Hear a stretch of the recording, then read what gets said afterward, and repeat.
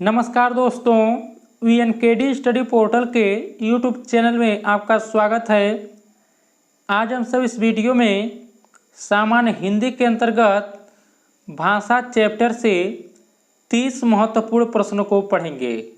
साथ ही दोस्तों, यदि आप लोग यूपीएसआई, यूपी लेखपाल, एसएससी जीडी या वह सभी एग्जाम जिनमें सामान्य हिंदी से प्रश्न पूछे जाते हैं उन सभी की आप सब तैयारी कर रहे हैं तो आप लोगों के लिए यह वीडियो बहुत ही महत्वपूर्ण है। साथ ही दोस्तों, यदि आप लोग अभी चैनल पर पहली बार विजिट कर रहे हैं तो चैनल को सब्सक्राइब कर लीजिएगा, बेल आइकन को भी प्रेस कर लीजिएगा। तो चलिए हम सब शुरू करते हैं। और देखिए, हम सब आज इसका दूसरा भाग है। इससे पहले हम सब इसका पहला भाग पढ़ चुके हैं जो वर्णमाला था। आज हम सब पढ़ेंगे भाषा चैप्टर से 30 महत्वपूर्ण प्रश्न। तो चलिए हम सब शुरू करते हैं। आज का जो पहला प्रश्न है हम सब उसे देखते हैं। तो देखिए, पहला प्रश्न दिया है, शब्द किसे कहते हैं। ऑप्शन नंबर ए दिया है, एक या एक से अधिक सार्थक वर्ण समूह को। ऑप्शन नंबर बी दिया है, एक या एक से अधिक वर्णों के मेल को। ऑप्शन नंबर सी दिया है, ध्वनि की छोटी इकाई को। ऑप्शन नंबर डी दिया है, भाषा की सबसे छोटी इकाई को। तो देखिए, प्रश्न दिया है कि शब्द किसे कहते हैं। यहाँ पर देखिए, पहले का ऑप्शन नंबर ए जो होगा सही होगा। एक या एक से अधिक सार्थक वर्ण समूह को शब्द कहा जाता है। तो पहले का ऑप्शन नंबर ए जो होगा सही होगा, याद रखिएगा। एक या एक से अधिक सार्थक वर्ण समूह को शब्द कहते हैं। अगला हम सब देखते हैं। देखिए, दूसरा प्रश्न दिया है, महाराष्ट्र में किस भाषा का प्रयोग अधिक होता है। अंग्रेजी का होता है कि हिंदी का होता है कि मराठी का होता है कि मैथिली का होता है। बताइए, यदि आप लोग जानते हैं तो महाराष्ट्र में किस भाषा का प्रयोग अधिक होता है। देखिए, दूसरे का ऑप्शन नंबर जो होगा सी सही होगा। तो महाराष्ट्र में मराठी भाषा का अधिक प्रयोग होता है। तो ऑप्शन नंबर सी जो होगा सही होगा। अगला हम सब देखते हैं। तीसरा प्रश्न दिया है, हिंदी भारत के कितने राज्यों की राज्य की भाषा। देखिए, एक इम्पॉर्टेंट प्रश्न है। बताइए कि हिंदी भारत के कितने राज्यों की राज्य की भाषा है। 9 राज्यों की कि 10 की कि 13 की कि 15 की। देखिए, तीसरे का ऑप्शन नंबर जो होगा 20 सही होगा। तो देखिए, हिंदी जो है भारत के कुल 10 राज्यों की राज्य की भाषा है। तो तीसरे का ऑप्शन नंबर जो होगा 20 सही होगा। इसे याद रखिएगा, यह काफ़ी इंपॉर्टेंट क्वेश्चन है। अगला हम सब देखते हैं। देखिए, चौथा प्रश्न दिया है, संविधान के किस अनुच्छेद में हिंदी को राजभाषा माना गया। देखिए, हिंदी को राष्ट्रभाषा नहीं बल्कि हिंदी को राजभाषा माना गया है, याद रखिएगा। तो यहाँ पर पूछा है कि किस अनुच्छेद में। ऑप्शन नंबर ए दिया है अनुच्छेद 343, बी दिया है अनुच्छेद 352, सी दिया है अनुच्छेद 356 और देखिए डी दिया है अनुच्छेद 370। तो यहाँ पर देखिए, चौथे का ऑप्शन नंबर ए सही होगा। तो संविधान के अनुच्छेद 343 में हिंदी को राजभाषा माना गया है। चौथे का ऑप्शन नंबर ए जो होगा सही होगा, याद रखिएगा। अगला प्रश्न हम सब देखते हैं। प्रश्न नंबर 5 दिया है, किसने कहा था कि शब्द की ज्योति न जली होती तो विश्व अंधकारमय होता। बताइए, महर्षि दंडी ने कहा कि आचार्य शुक्ल ने कहा था कि भरत मुनि ने कहा था कि आचार्य द्विवेदी ने कहा था। देखिए, 5 का ऑप्शन नंबर जो होगा ए सही होगा। तो यहाँ पर देखिए, यह जो कथन दिया है, शब्द की ज्योति न जली होती तो विश्व अंधकारमय होता, यह जो कथन है यह महर्षि दंडी का है। तो 5 का ऑप्शन नंबर ए जो होगा सही होगा। इसे आप सब याद रखिएगा। दोस्तों, यदि आप लोगों को यह वीडियो अच्छा लगा तो वीडियो को लाइक कीजिएगा, शेयर कीजिएगा और साथ ही चैनल को भी सब्सक्राइब कर लीजिएगा। अगला हम सब देखते हैं। प्रश्न नंबर 8 दिया है, पाणिनि की रचना का क्या नाम है। वेदांग ज्योतिष है कि अष्टाध्यायी है कि अर्थशास्त्र है कि नाट्यशास्त्र है। देखिए, 6 का जो होगा वह ऑप्शन नंबर 20 सही होगा। तो पाणिनि की जो रचना है वह अष्टाध्यायी है, याद रखिएगा। तो यहाँ पर ऑप्शन नंबर बी जो होगा सही होगा। देखिए अर्थशास्त्र के रचनाकार कौटिल्य हैं और देखिए भरत मुनि जो है वो नाट्य शास्त्र के रचनाकार है, इसे भी याद रखिएगा। यहाँ पर देखिए 6 का ऑप्शन नंबर बी जो होगा सही होगा। अगला आंसर देखते हैं, प्रश्न नंबर 7 दिया है, व्याकरण से किसके अस्तित्व की जानकारी नहीं मिलती? बताइए ध्वनि की, कि शब्द की, कि वाक्य की, कि लिपि की। देखिए 7 का ऑप्शन नंबर डी सही होगा। तो लिपि, यहाँ पर देखिए लिपि जो दिया है, व्याकरण से इसके अस्तित्व की जानकारी नहीं मिलती है, तो 7 का ऑप्शन नंबर डी जो दिया है लिपि, यही सही होगा। अगला हम सब देखते हैं, प्रश्न नंबर 8 दिया है। देखिए प्रश्न दिया है कि हिंदी भाषा की लिपि है, ब्राह्मी है, कि देवनागरी है, कि जननागरी है, कि अरमाइक है। बताइए देखिए हिंदी भाषा की जो लिपि है वह देवनागरी लिपि है, तो 8 का ऑप्शन नंबर बी जो होगा सही होगा। दोस्तों यदि आप लोग सामान्य हिंदी का क्यूज करना चाहते हैं तो उसका लिंक मैंने वीडियो के डिस्क्रिप्शन बॉक्स में दे दिया है, वहां से आप लोग आसानी से सामान्य हिंदी का क्यूज कर सकते हैं, जरूर कीजिएगा। अगला प्रश्न हम सब देखते हैं, प्रश्न नंबर 9 दिया है, हिंदी को मानक रूप प्रदान करने का सर्वप्रथम प्रयास किसने किया?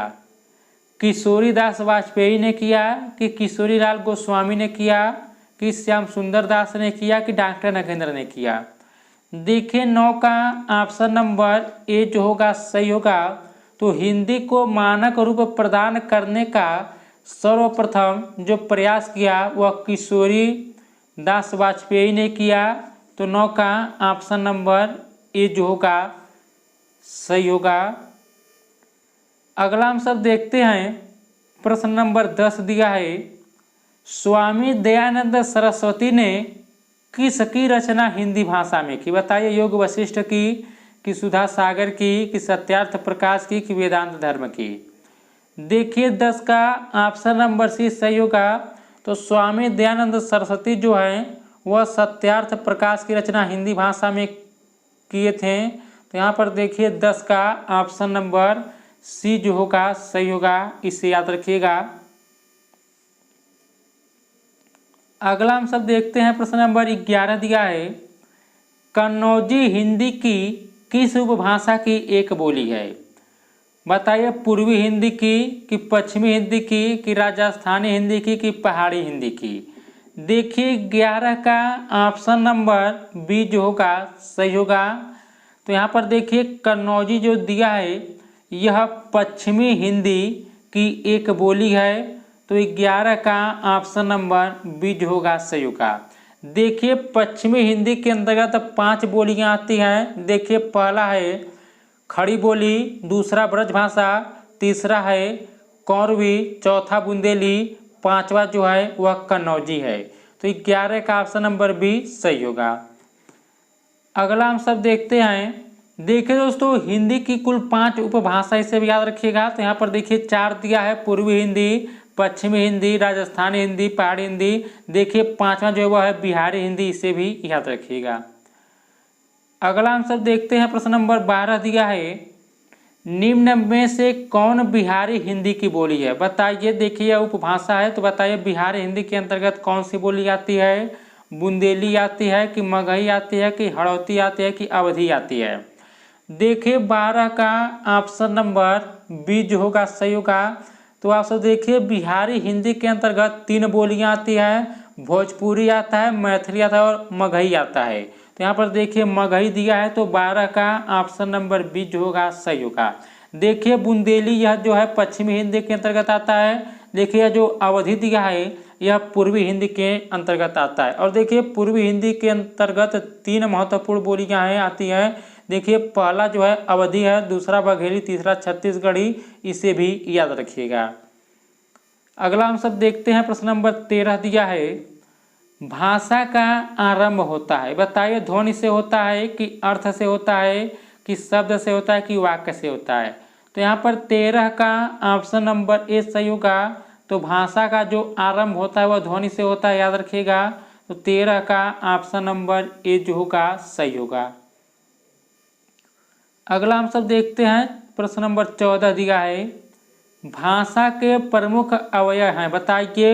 वर्ण, शब्द, पद, वाक्य हैं कि वर्ण, शब्द, अनुच्छेद, वाक्य हैं कि शब्द, वाक्य, वर्ण, विचार हैं कि वर्ण, शब्द, वाक्य, भाषण है।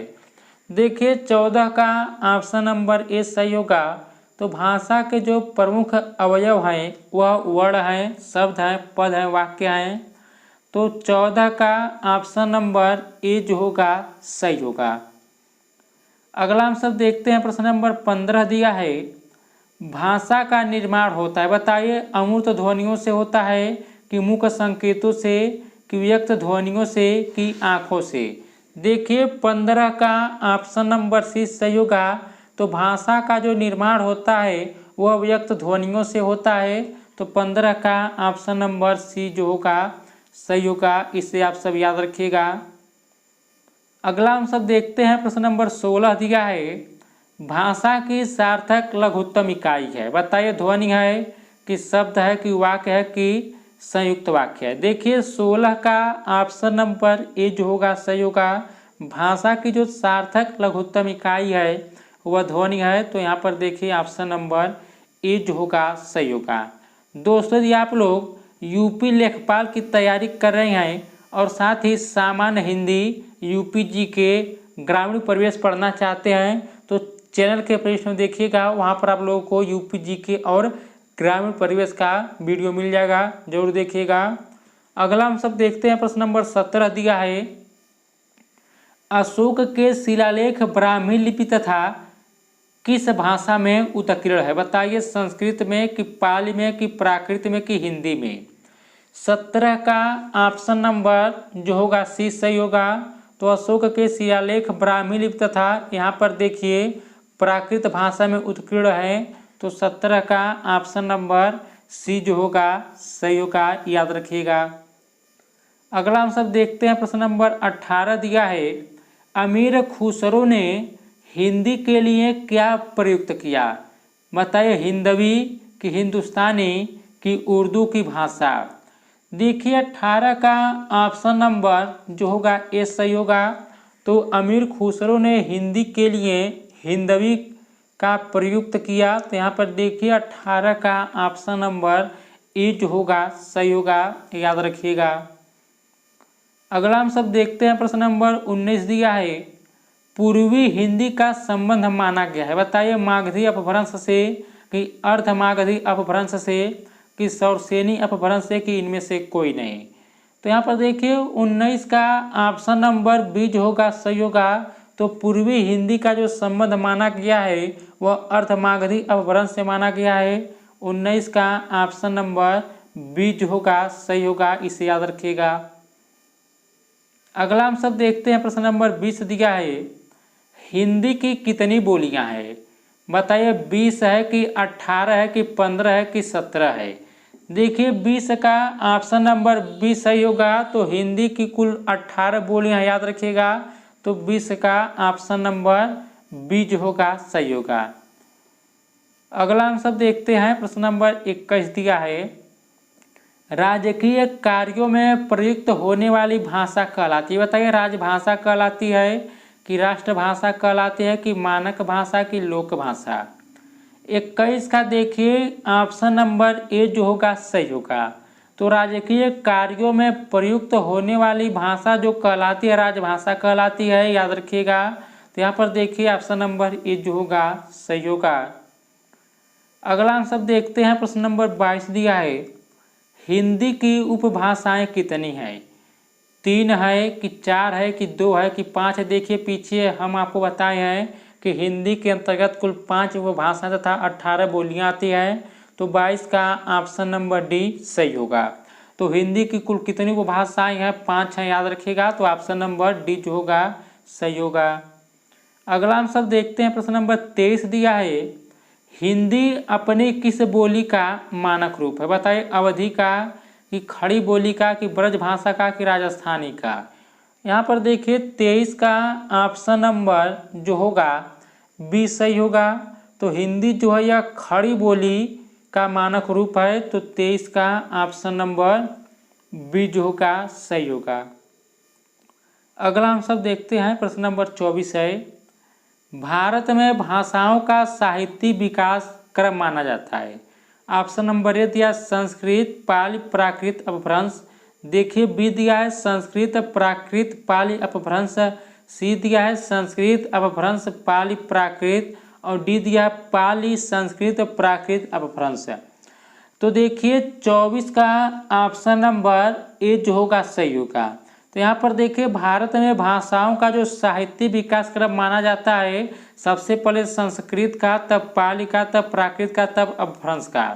तो यहाँ पर देखिए 24 का ऑप्शन नंबर ए जो होगा सही होगा।